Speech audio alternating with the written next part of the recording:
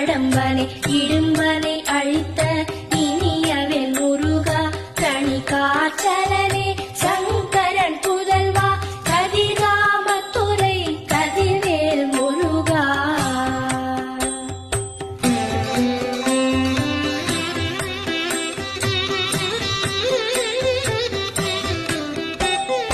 பழனிபதி வாழ் பாலகுமாரா ஆவினன் குடிவாழ் அழகியவே